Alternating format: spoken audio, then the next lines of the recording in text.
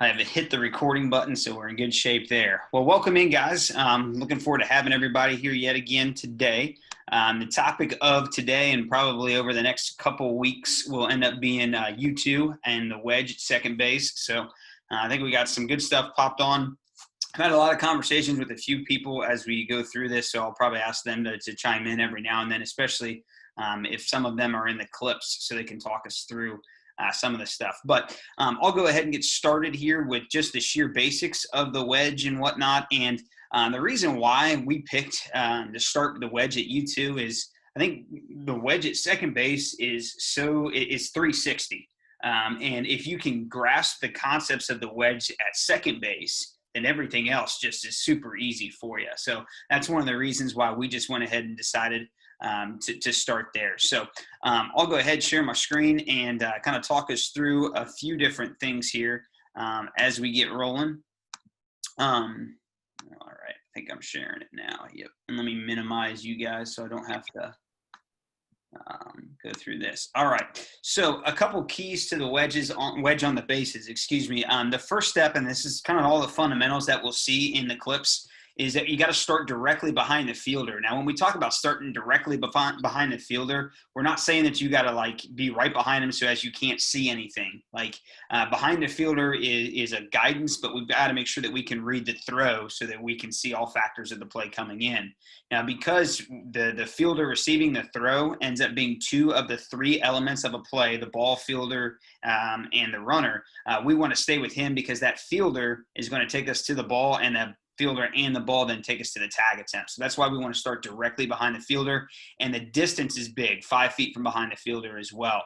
Step number 2, move with the fielder. So if he moves right, left, forward, or backwards, we're going to mimic that same movement. We'll talk about that here in the clips as well. And then quiet steps, understanding that the wedge is 360, and then staying close is probably the biggest adjustment here for many people to go ahead and see. Now, those of you guys that have worked the regional in like the last 2 or 3 years, when we put you guys on the field and talk about the wedge at second base, one of the first things that we do is we draw this arc around. So I kind of want you guys to envision how exactly this will work. Let me see if I can annotate things here. Bring this to life. So if I go ahead and like we have a fielder whose feet are like this, receiving a throw in from right field, we want to start directly behind him, all right? Now, we can't be over in this area simply because that's the runner's path, and we don't want to be either to the left or to the right of this fielder because then we would be in his lateral movement. Now, as this throw comes in and he goes to tag this runner who's sliding in right here, if we stay in this spot, we get straight line because the runner is between us and the tag attempt. So in order to see this tag attempt or the wedge, which is right around in here, we just want to move along the arc to the back side. All right, so that's what we mean by moving along the arc, and that's a concept then that we want to continue to think about. If I clear it and we think about like a fielder receiving the throw from center field, we want to make sure that we are, again, right behind him. Now, many of you guys will say, hey, I need to be in this infield grass for that one. We're going to encourage you to be up into the cutout. Because again, as this throw comes in, let's say from center field, he's going to go try and tag this runner coming in. And again, we can't move this way because that's in the direction of the fielder, of the runner. But we want to move back along the arc to get that angle down through the tag attempt. Okay.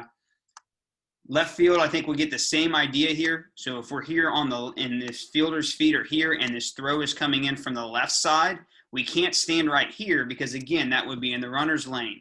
So here in this case, we kind of take a position right about here as well so that we're still not in the lateral track of that runner or the fielder. And then depending on how exactly he goes to make a tag, if he spins around this way, we'll move around the arc here. But if he comes around this way, okay, kind of same deal. We just got to make sure we pinch in and wedge ourselves there. And we'll go through some of those examples over the next couple of weeks. But at the same time, what we at least wanted to do here was go through this concept of the wedge being 360 and the idea then of moving along the arc. I'll pause there. Any questions for me on that?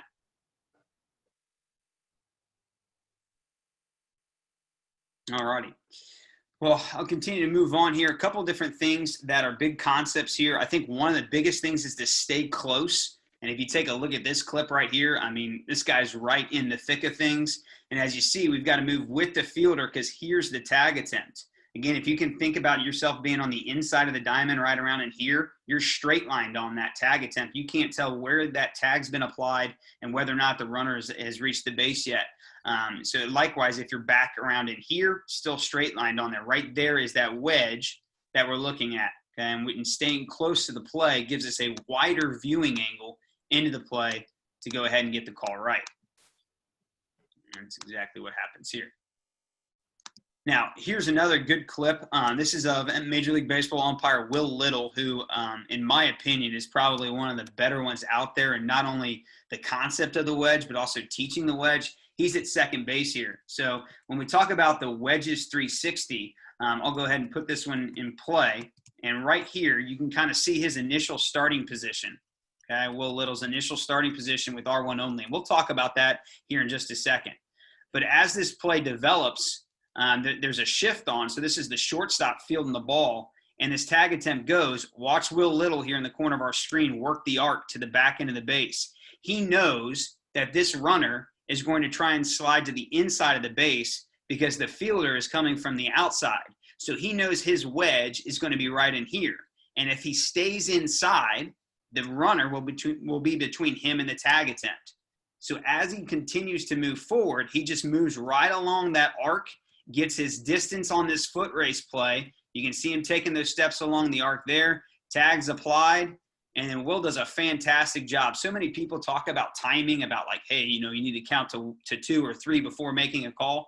All proper timing is proper use of eyes. And what we mean by that is that you should literally look up at the baseball in the fielder's glove and then make your call. That is where you get your timing. And that's exactly what Will Little does here. You see he continues to step. So there's his quiet steps. There's a collision. He's got to make sure this fielder holds onto the ball. Look at where Will's eyes are right now. He's looking at that fielder, waiting and waiting and waiting and waiting. And then finally, he comes up with it. There's voluntary release. And then boom, now Will can go ahead and punch him out. Okay, so nice job there by Will, giving us a good example to go through again. I'll kind of play this one back through.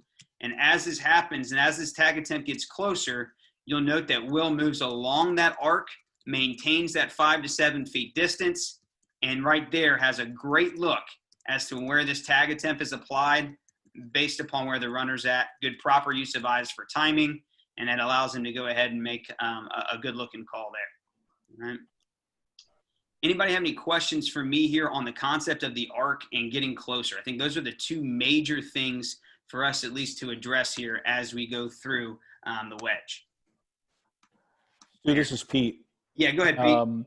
On that first one that you showed where they were using the slide, it appeared to me that the umpire was way too close because based on that, there was no way that he could tell the way he is looking whether the tag was applied first before the hand hit the base. Yeah, and this is also from a drill, and I think it's an over-exaggeration. If you could probably put him a step back, like put his left foot where his right foot is, then we're probably where we need to be. Okay. So, yeah. So I think it's just he overcompensated in the drill. Good pickup.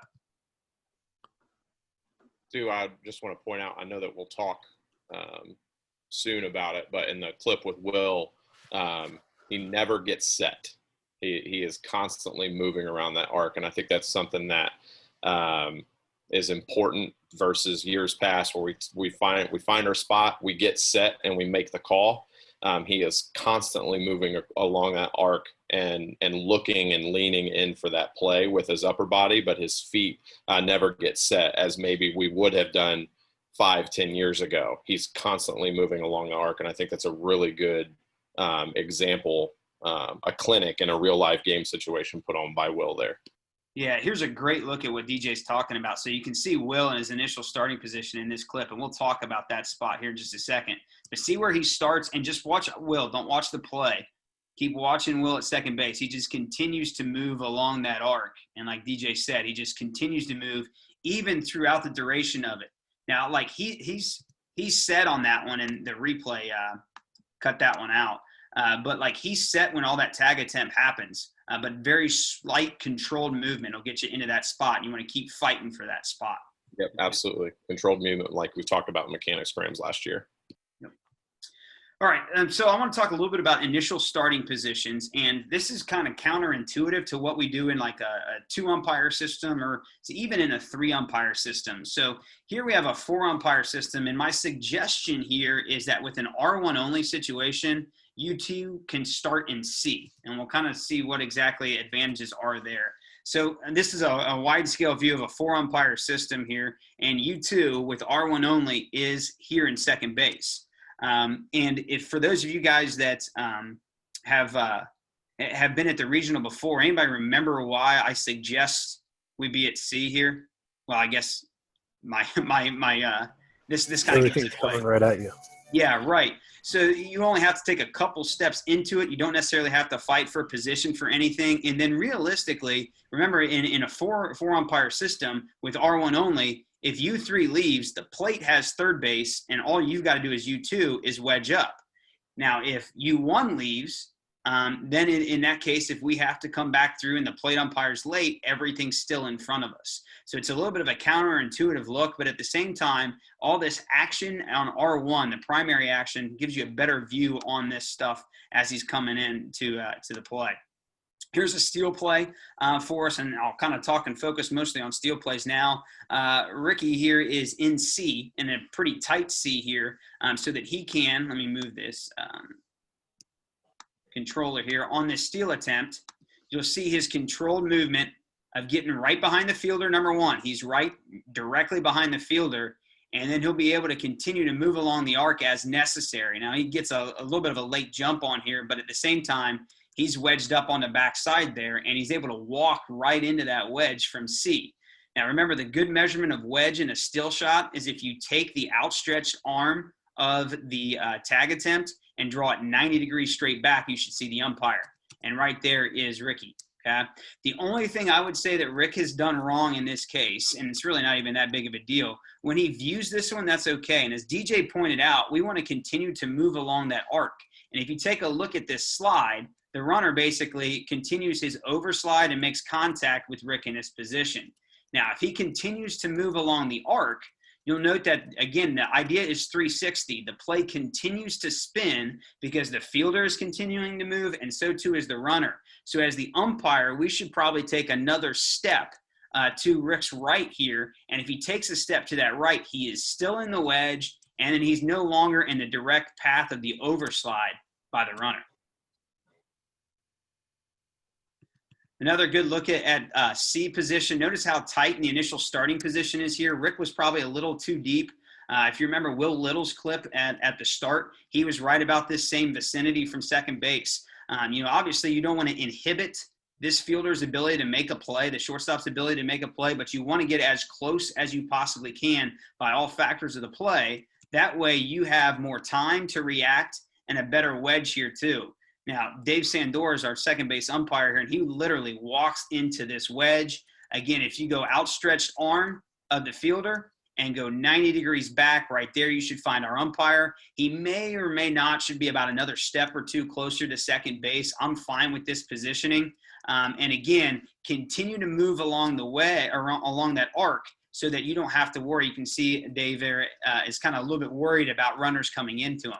So he should take another step to his right as that tag attempt was applied. All right. One more look here at C. This is from the 50-70 region or 50-70 World Series. Jordan Leslie's our second base umpire in here from Michigan. And, as this steal attempt happens on this pitch out, I'll go ahead and let it run here for a little bit. You'll see that Jordan's initial starting position is about right where Will Little's at. Now, the only thing we're going to have to do with the second baseman covering here is fight for space here with the shortstop. So like we literally want to go back to basketball and box this guy out, because this is our space and our ground. We want to make sure that this shortstop goes behind us so that he's not in front of us while trying to make the call. Now, where exactly Jordan's at as this tag attempt happens is right where we want. And take a look. He's still stepping in. I think we can all say that his head throughout this, take a look at his head, is pretty stable. And even though he starts to narrow down the distance and find his wedge, outstretched arm, there he is with the lean, his head still. He continues to move throughout that one, so he has the best viewing angle possible, and he's right in there to make that call. Right? Another better look here once we get to the replay at this whole concept of taking the steal play from C and using C with R1 only. Here again, we see his position. The shortstop's covering in this case, so he doesn't necessarily have to fight for ground here. But you can see he continues to walk, good controlled movement into this tag attempt. And then as you see him go ahead and put this tag down, again, Jordy's in great spot here. Good lean here, good control movement along the arc. And then he's able to call the runner safe, all right? When we go to this replay, right there is a great look at what exactly Jordan had there. And you cannot get this look anywhere else, even if you're on the inside. And on a 50-70 diamond, and many of us have been on, like you feel pretty narrowed and pretty far trapped in there too. But in a multi-member crew with the ability of sneaking to the outside there and still staying close so that you can rotate accordingly, your angles and whatnot are a lot better in the wedge on that steal play there. And I'll let this replay happen and then pause for questions here from the steal play in the C position. Again, great starting position. Notice that he is shallow enough to get to second base, good enough to rotate if it comes to it. But again, he's not in the way of the shortstop trying to make a play. Pitch out happens. And then here, Jordan's steps right into the wedge are great. Okay. Right into it from C, good controlled movement, continues to move, stays 5 to 7 feet, right about 5 feet to the target distance, right in position to make a call. All right. All right, thoughts, questions, what exactly do you have from me for this idea, this new age idea of taking stuff from C with R1 only? Questions, ideas? Well, cool. That'll work. Now, that doesn't mean you can't take them. Yeah, go ahead. Okay, question. Positioning differences in a multi-man crew from field sizes. Yeah, and honestly, in a 4-umpire system, there are some major league guys, even on the big diamond, that'll go into like B and C as they would be on the outside. Now, we're not talking about like on the rim of the dirt. Like in the Will Little clip and then in Jordan's clip there too, you'll notice that they're up. They're just not inside. Now, you can choose your initial starting position, and I'm going to go through a couple different examples with you two on the inside and how to find that wedge as well. But quite honestly, it's up to you and what you're comfortable in executing as you two as to whether you take an outside position or an inside. The only thing I would caution you of taking an outside position on the bigger diamonds, the 70-foot diamond, the 90-foot diamond, is not to get so deep that you can't rotate to the inside if one of your wing guys leaves. Does that make sense, Phil? Yes, sir. Okay, cool. Good point. Now, again, I'll continue to talk a little bit about steal plays here too. So if I go back to sharing my screen and we go back to this here, you can also still use B. But, you know, I just kind of want to give the picture as to if you're somebody who wants to try and figure out, do I want to use B? Do I want to use C? It's kind of up to you here. This umpire here is in B. Notice again the shallowing distance, the narrow distance towards second base. The idea then, remember here, is that as this play happens, in this case, the shortstop covers second base, like I'm going to have to get right behind him. So the closer I can start and the tighter I can start, obviously not directly up the middle, but the closer I can start to that one, the better off we're going to be here to line up the wedge and the more time that we're going to have there too.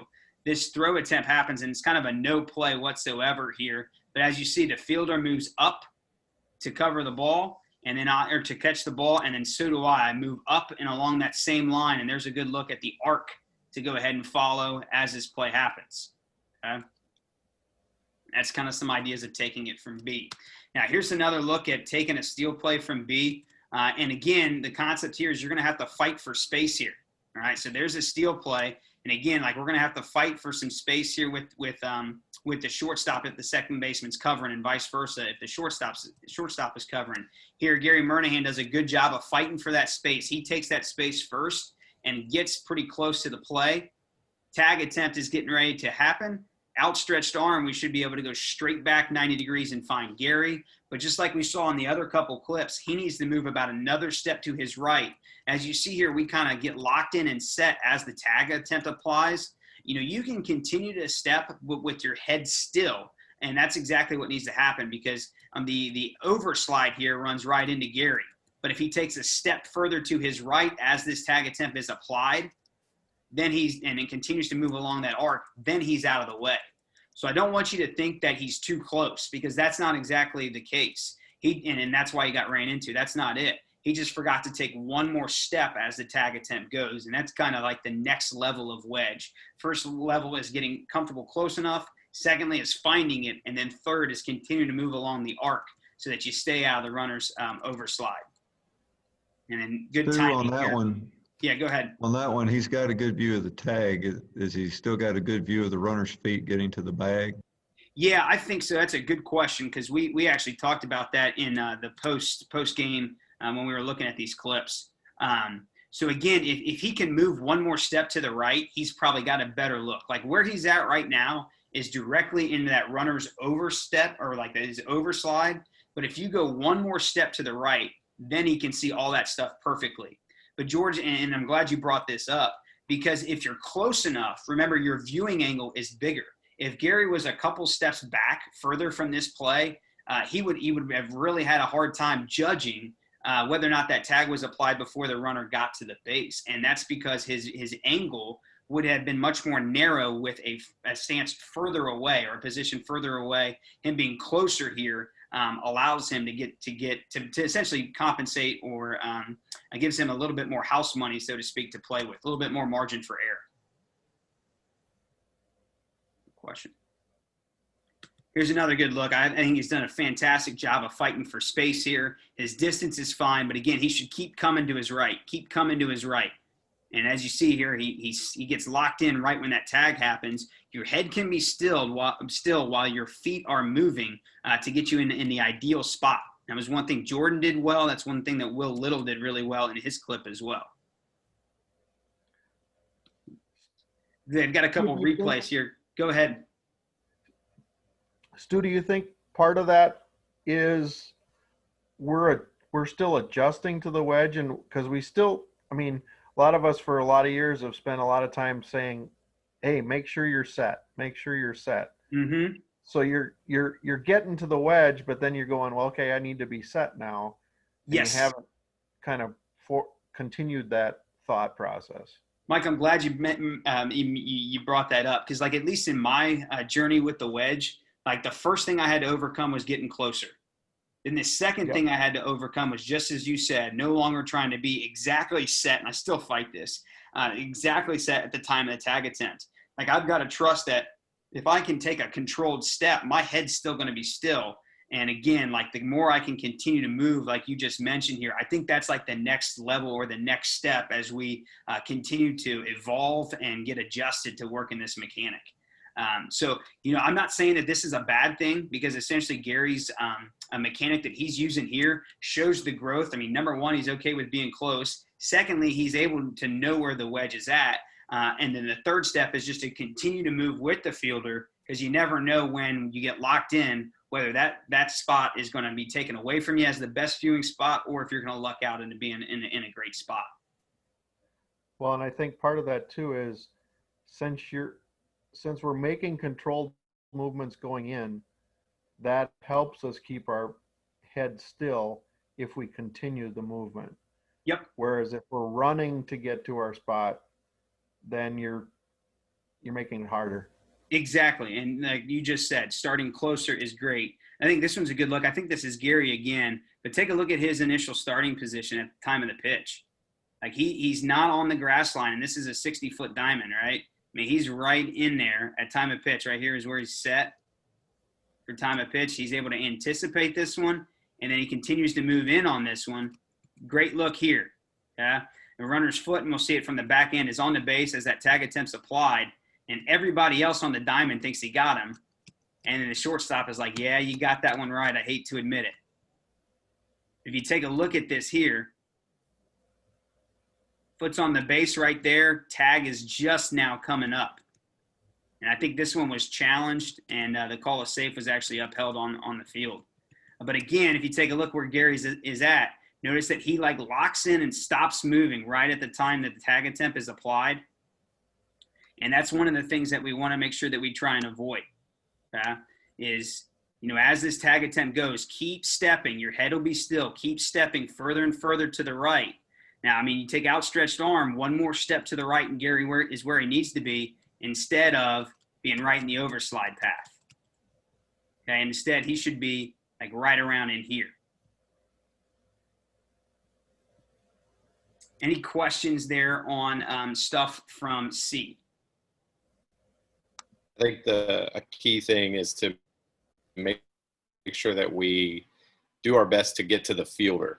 I think that shows Gary did, like you said, had great growth in getting to the wedge and finding the wedge, but got set at the bag. I think for so long we've done our best to get to the bag and find the wedge. If we give up on the bag because let's say that situation happens, that tag pulls that fielder 3 or 4 feet further down the line, that play is not happening at the bag anymore. So if we get on that fielder now versus running straight to the bag and finding the wedge, we won't find a wedge at the bag every time. We find the wedge with the fielder. Yeah, absolutely. And I'll try and draw and show you what exactly DJ's talking about here. If this throw would take the fielder, and let's say the fielder tries right up here, that tag attempt is happening right here, right on the backside of that runner. If Gary stays where he's at, he's straight lined on that tag. So again, that's why he wants to continue to use that arc. And that arc then, like, you think about it, is this circular path here. We know we can't come in right here because that's where the runner is sliding into. And we'll still be straight line here because the runner's between us. So if we can continue to get on that track and follow him up the line this way by staying on the arc here, then we'll be in good position to see that tag, that swipe tag on the back side there. Good point out.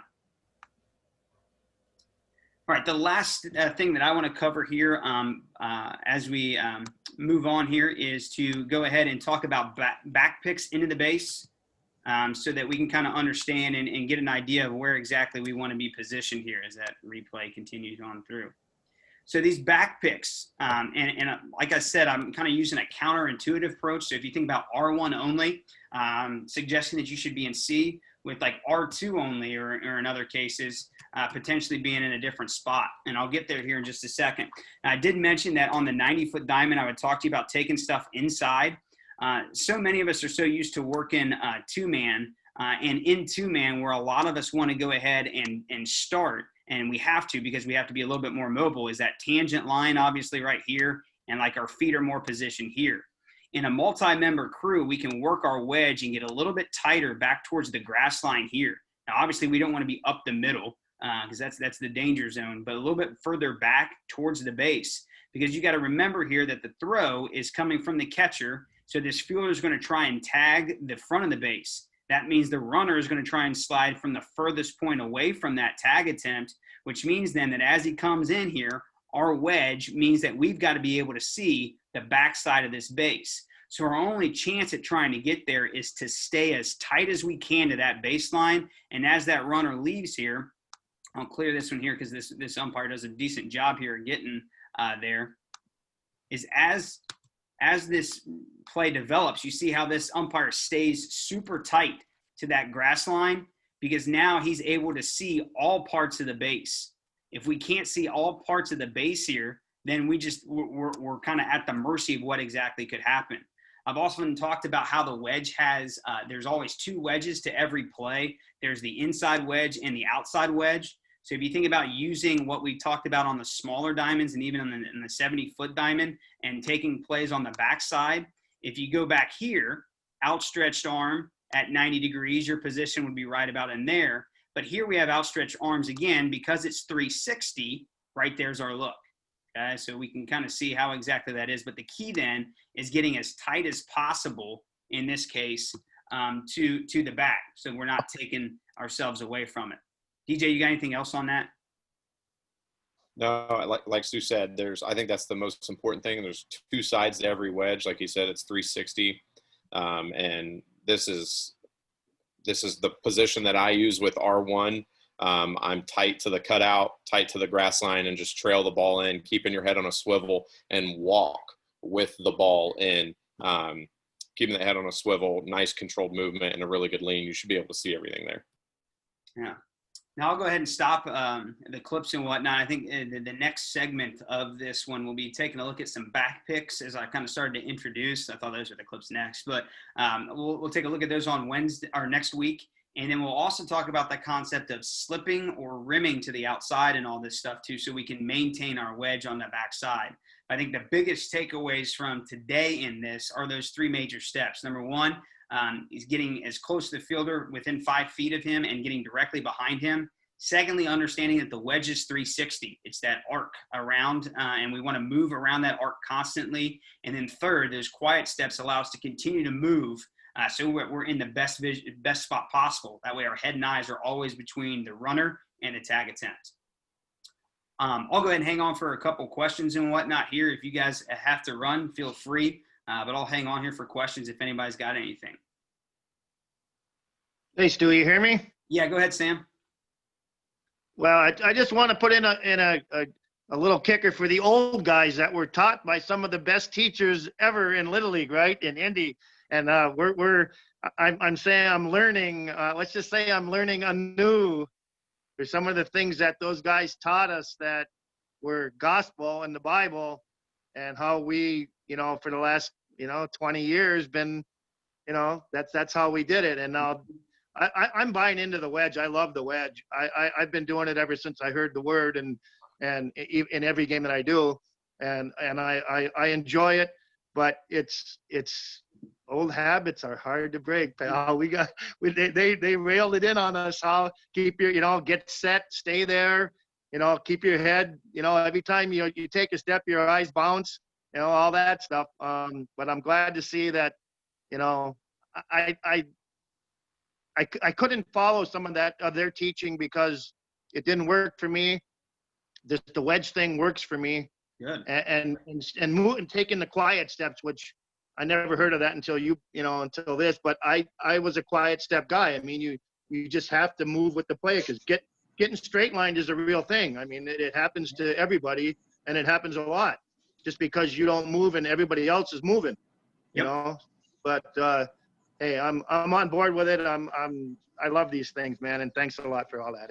Yeah, no problem. Hey, Sam, this is Brian. I'm one of the old guys too. And, you guys didn't learn anything back in the old days, so just learn all this new stuff from these young whippersnappers. Brian Wild. Yeah. Well, to agree with Sammy, if you've been doing this since '96, like I have, you got about 20 years of uneducating yourself. Mm-hmm. You can do everything with the old style. You can do everything the way you've been taught.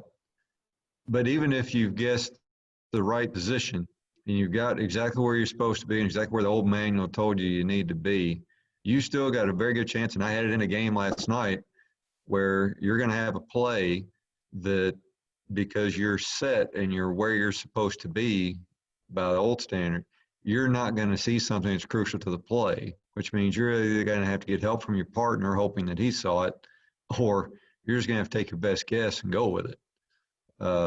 So the wedge takes work, but I'm trying to get used to it and use it where I can. If I can get on more than just a two-man umpire crew, I'd like to use it even more. Yeah. Well, guys, everything seems to be wrapping up. I think we got less than a minute here before our time expires. So I'll let everybody go. Thanks for joining us. I'll put all that stuff back out for you to take a look at for next week, and we'll continue on this journey with you two at second base. See you guys.